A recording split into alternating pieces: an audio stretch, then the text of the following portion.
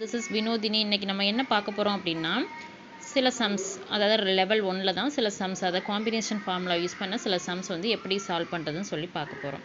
So already நம்ம பார்த்துருக்கோம் சில சம்ஸு. இப்போ அதே மெத்தடில் சில சம்ஸ் பார்க்க போகிறோம். ஸோ ஃபஸ்ட்டு இங்கே என்ன இருக்குது? ஃபஸ்ட்டு சம் 8 5 -4 அப்படின்னு இருக்குது. ஸோ நம்ம ஃபஸ்ட்டு என்ன பண்ணோம், கிட்ட கிளியர் பண்ணி வச்சுக்கோங்க. 8 என்ன பண்ணணும்?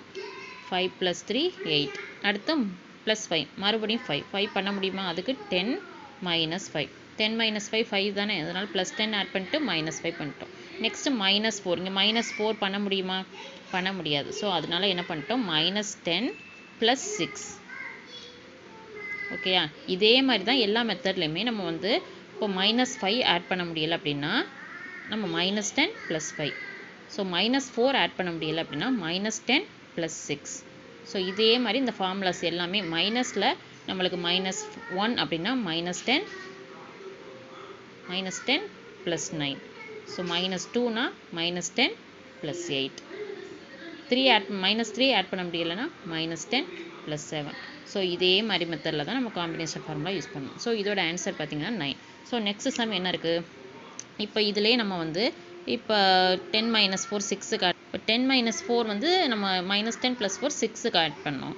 ஸோ அதே மாதிரி நம்ம இப்போ அடுத்த ஃபார்முலா பாருங்கள். இங்கே பாருங்கள், இந்த சம் பாருங்கள். 8 + 2 -2 இருக்குது. ஸோ 8க்கு என்னது?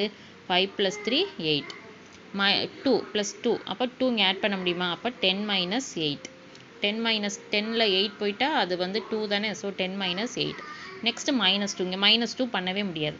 ஸோ அதுக்கு நம்ம என்ன பண்ணுறோம் அப்படின்னா -10 + 8. ஓகே, இப்போ ஆன்சர் என்ன? 8.